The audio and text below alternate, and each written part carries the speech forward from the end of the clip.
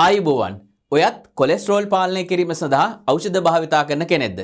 මේ ඖෂධ නිසා නොයෙකුත් ආකාරයේ අතුරු ආබාධ ඇති වෙනවා කියලා අපි කාලෙක ඉඳලම අහලා තියෙනවා. අතුරු ආබාධ කෙසේ වෙතත් මේවෙන් ලබා ගන්න ප්‍රයෝජනෙ ඊටාම ඉහළ බව විද්‍යාත්මකව හඳුනාගෙන තියෙන නිසා මිනිසුන් කොලෙස්ටරෝල් පාලනය කිරීම සඳහා ඖෂධ භාවිතා කරනවා. මෙන්න මේ අතුරු ආබාධ පිළිබඳව අමුතු ආකාරයේ අත්දැකීමකට මට ළඟදී මුහුණ දෙන්න සිද්ධ වුණා. බලන්න ඔබටත් මේ කියන ආකාරයේ අතුරු ආබාධ තියෙනවද?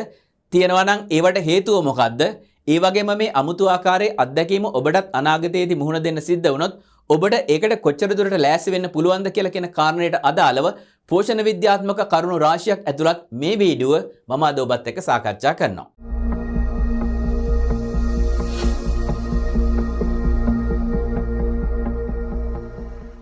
මේ අමුතු ආකාරයේ අත්දැකීම තමයි අපේ ගෙවල් ළඟ ඉන්නවා වයස අවුරුදු 75ක් විතර වෙන ආච්චි අම්මා කෙනෙක්. හදිසියෙම ගෙදරදී ඇද වැටීමකට ලක් වෙලා මෑගේ උකුළු අස්තිය බිඳුණා. ඒ හදිසි අවස්ථාවට අවශ්‍ය කරන ප්‍රතිකාරය ලබා දුන්නාට පස්සේ කාලෙක ඉඳලා බෙහෙත් ගන්න වෛද්‍යවරයා ළඟට අපි මෙයාව රැගෙන ගියා. ඔහුට මේ පිළිබඳව දන්වන්න. ඒ රැගෙන ගියාට පස්සේ අපි දැනගත්තා මෙයා නිරෝගී කාන්තාවක්. ඒ වගේම කාලෙක ඉඳලා බෙහෙත් අරන් තියෙන්නේ කොලෙස්ටරෝල් පාලනය කිරීම සඳහා පමණයි. ඒ අතරමැදදී සුළු ප්‍රතිකාර කීපයක් කරන්න මේ කොලෙස්ටරෝල් සඳහා දීර්ඝකාලීන ප්‍රතිකාර ගත්ත සිද්ධියත් එක්ක අපි මේ වෛද්‍යවරයාට මේ සිද්ධිය ඉදිරිපත් කරාට පස්සේ මේ සිද්ධිය සම්බන්ධයෙන් පුංචි අමුතු කතාවක් කිව්වා. ඒක තමයි මේ අම්මා සමහරක් වෙලාවට ඇද වැටීම නිසා මේ උකුළු අස්තිය බිඳෙන්නත් ඇති. එහෙම නැත්නම් සමහරක් වෙලාවට උකුළු අස්තිය බිඳීම නිසා මෑව ඇද වැටෙන්නත් ඇති කියලා. මේක පුංචි අමුතු කතාවක් නිසා කාලයක් තිස්සේ කොලෙස්ටරෝල් පාලනය කිරීම සඳහා බෙහෙත් ගන්නකොට අස්ති දුර්වල වීමකට ලක් වෙන්න පුළුවන්ද කියලා මම මේ පිළිබඳව දන්න ප්‍රවීණයන් කීප දෙනෙක්ගෙන් අහලා බැලුවා. මේකට පක්ෂව සහ විපක්ෂව කරුණු කීපයක් ලැබුණා. තොර මේ වගේ බෙහෙත් භාවිතා කිරීම නිසා ඇති වෙන්න පුළුවන් අතුරු ආබාධ සහ විශේෂයෙන්ම අර වගේ අස්ති දුර්වල වීමක් සම්බන්ධයෙන් ඇති වෙන්න පුළුවන් සිද්ධි ගැන මම සොයලා බලපු කරුණුත් එක්ක ඉතාමත් වැදගත් පෝෂණ විද්‍යාත්මක සාකච්ඡාවක් තමයි අපි අද මේ වීඩියෝවේ ඔබට ඉදිරිපත් කරන්න ලෑස්ති වෙන්නේ. බොහෝ දුරට නිරෝගී කාන්තාවක චිමෑට වුණත් ඇද වැටීමක් නිසා අස්ති බිඳීමකට ලක් වෙන්න පුළුවන්.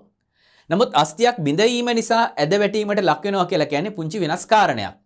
ඒ සංකීර්ණ කාරණයට හේතුව මොකක්ද කියලා හොයන්න කලින් බහුලවම අපිට මේ ඖෂධ නිසා ඇතිවන අතුරු ආබාධ කීපයක් සරලව සලකලා බැලුවොත් එහෙම අපි දන්නවා මසල් පේන්, මසල් ක්‍රෑම්ප් වගේ අවස්ථාවන් තමයි ගොඩක් දෙනෙක් කියන්නේ මේ ඖෂධ භාවිතා කිරීම පටන් ගත්තට පස්සේ ඇති වෙනවා කියලා.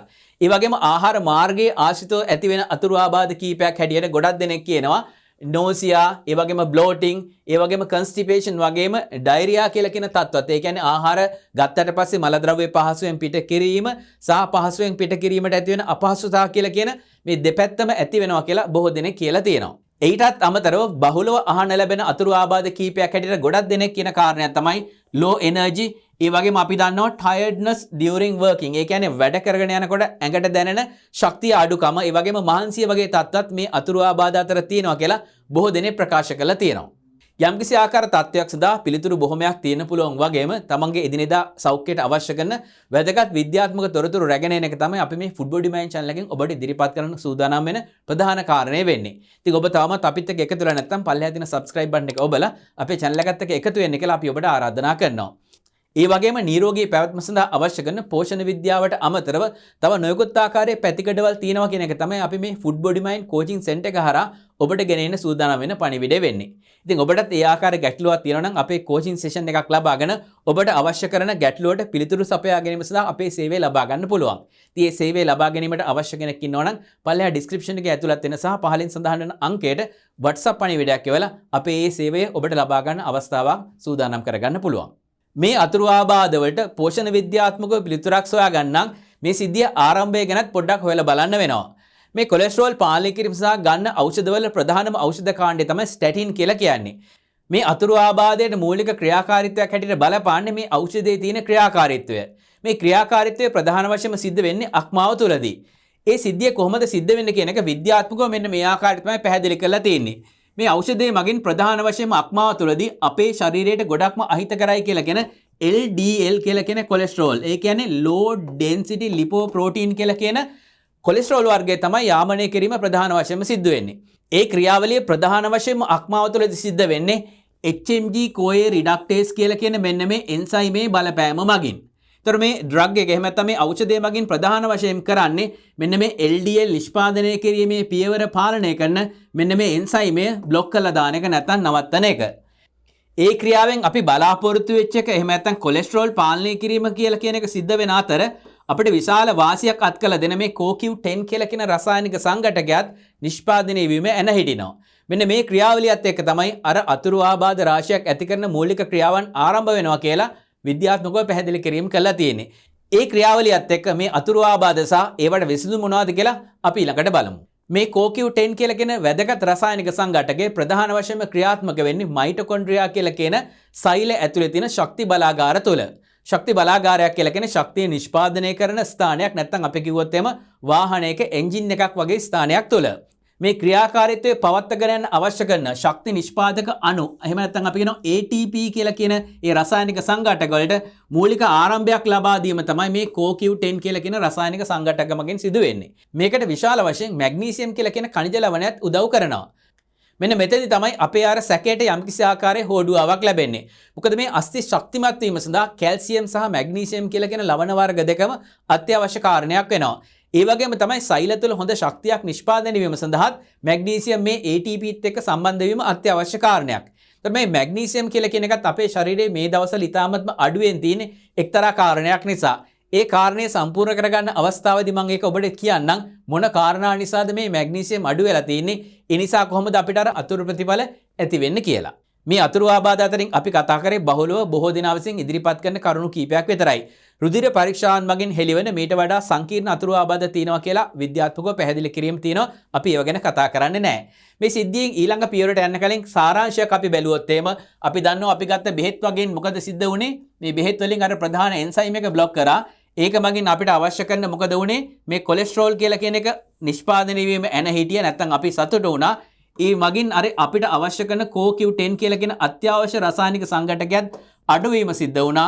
ඒ අඩුවීම නිසා අර මයිටොකොන්ඩ්‍රියා කියලා කියන ශක්ති බලාගාර තුළ ශක්ති නිෂ්පාදනයට යම්කිසි බලපෑමක් වුණා. ශක්තිය නිෂ්පාදනය වෙන අඩු වෙනකොට අපිට ක්‍රියාත්මක වීම අඩු වෙන්න පුළුවන්. පේශිවල වේදනාව හට ගන්න පුළුවන්. දෛනික ක්‍රියාකාරකම් කරගෙන යන්න අපිට ශක්තිය නැහැ වගේ දැනෙන්න පුළුවන්. ඉතින් මේ අතුරු ආබාධ ඇති වෙන්න මේක මූලික හේතුවක් හැටියට තමයි හඳුනාගෙන තියෙන්නේ.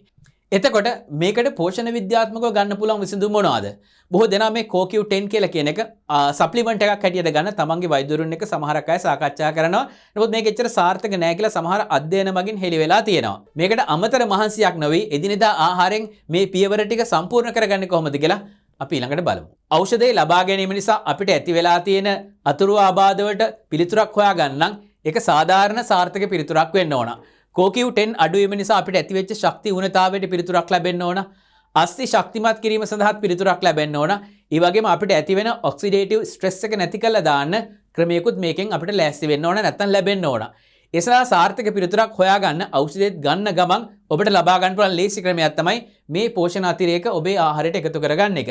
ඒකේ පළවෙනි පියවර හැටියට අපි බැලුවොත් එහෙම CoQ10 අඩංගු වෙන ආහාර හැටියට මාළු, මස්, ඒ වගේම නොයෙකුත් ආකාරයේ ඇට වර්ග, ඒ වගේම හෝල් ග්‍රේන්, ඒ කියන්නේ අපි ආහාරයට ගන්න දහන්නේ වල මේ CoQ10 යම් කිසි ප්‍රමාණයක් අන්තර්ගත වෙලා තියෙනවා. ඒ වගේම තමයි අපේ අස්ථි ශක්තිමත් කිරීම සඳහා අවශ්‍ය කරන ක්‍රියාකාරීත්වය අපි බැලුවොත් එimhe ප්‍රධාන වශයෙන්ම විටමින් D අවුවට ටිකක් ගිහිලා ලබා ගන්න පුළුවන්. නැත්නම් විටමින් D අන්තර්ගත වෙන ආහාර අපිට ලබා ගන්න ඕන. ඒ වගේම කැල්සියම්, ඒ වගේම විටමින් K2 සහ K3 කියලා කියන දෙකත් අන්තර්ගත වෙන ආහාර අපිට ලබා ගැනීම අත්‍යවශ්‍ය කාරණයක් වෙනවා. ඒ වගේම එක්සර්සයිස් නැත්නම් ව්‍යායාම කරන එකත් අස්ථි ශක්තිමත් කිරීම සඳහා අනිවාර්ය වැදගත් සාධකයක් බවත් මතක තියාගන්න ඕන. ඒ වගේම අපි දන්නවා අර CoQ10 කියලා කියන එක අපි කිව්වා ඇන්ටි ඔක්සිඩන්ට් එකක් හැටියට ක්‍රියාත්මක වෙනවා කියලා. එතකොට අපිට ඇන්ටි ඔක්සිඩන්ට් නැති වෙලා ගියා නම් ඒ CoQ10 අඩු වීම නිසා ඒක සම්පූර්ණ කරගන්න පුළුවන් අපිට ආහාරයෙන් ලැබෙන මේ කුළුබඩු සහිත අතිරේක ද්‍රව්‍ය වලින්. විශේෂයෙන්ම මතක තියාගන්න ඕන ටියුමරික්, ඒ වගේම ජින්ජර්, ඒ වගේම තමයි අපි ආහාරය සඳහා භාවිතා කරන නොයෙකුත් ආකාරයේ පළතුරු වලින් අපිට ඇන්ටි ඔක්සිඩන්ට් විශාල ප්‍රමාණයක් ලැබෙනවා. තව එක අවස්ථාවක් මගහැරෙනවා. මොකද්ද මේ අවස්ථාව? අපි කිව්වා මේ CoQ10 වැඩ කරන්න නැත්නම් ATP නිෂ්පාදනය කරන්න මැග්නීසියම් අවශ්‍යයි කියලා අර මයිටොකොන්ඩ්‍රියා තුල. මේ මැග්නීසියම් අපිට දුර්වල වෙලා නැත්නම් නොලැබේ ගිහින් තිනවා අපේ ආහාරයට අපි මේ මෑතක එකතු කරගෙන තියෙන වැරදි ආහාර පුරුද්ද නිසා. මොකද මේ වැරදි ආහාරය මැග්නීසියම් අපිට ලැබෙන ප්‍රධාන ප්‍රභවය තමයි අපි කියනවා අපි ආහාරයත් එක්ක ගන්න කොළ එළවලු පලා ಜಾති. මේ ಜಾති ඉතා සීග්‍රෙන් විශේෂයෙන්ම තරුණ පරම්පරාවේ ඉතා වේගෙන් අඩු වෙමින් ගිහින් තියෙනවා මව්වරුන් අනුගමනය කරන වැරදි ක්ෂණික ආහාර පුරුදු නිසා. දරුවන් ඒවට තියෙන කැමැත්ත ටිකෙන් ටික අඩු කරගෙන තියෙනවා. කෙසේ වෙතත් මේ කොළ එළවලු පලා ಜಾති කියලා කියන්නේ ඉතා විශාල වශයෙන්ම අන්තර්ගත වෙලා තියෙන මැග්නීසියම්. අපි ඒව ආහාරයට ගන්නකොට දෙහි ටිකක් වැඩිපුර එකතු කරලා ආහාරයට ගත්තොත් අවශෝෂණ ක්‍රියාවලිය වැඩි කරලා මැග්නීසියම් මුණතාවයට සාර්ථක පිළිතුරක් ලබා ගන්න පුළුවන්. එතකොට මේ පෝෂණ දැනුම හරහා කොලෙස්ටරෝල් වලට ලබා ගන්න ඖෂධ වලින් ඇතිවෙන අතුරු ආබාධ වලට පමණක් නෙමෙයි ඕනෑම ඖෂධයක අතුරු ආබාධ තියෙනවා. විශේෂයෙන්ම බෝ නොවන රෝග සඳහා දීර්ඝකාලීනව ගන්න ඖෂධ වල මේ වගේ අතුරු ආබාධ රාශියක් දක්නට ලැබෙනවා.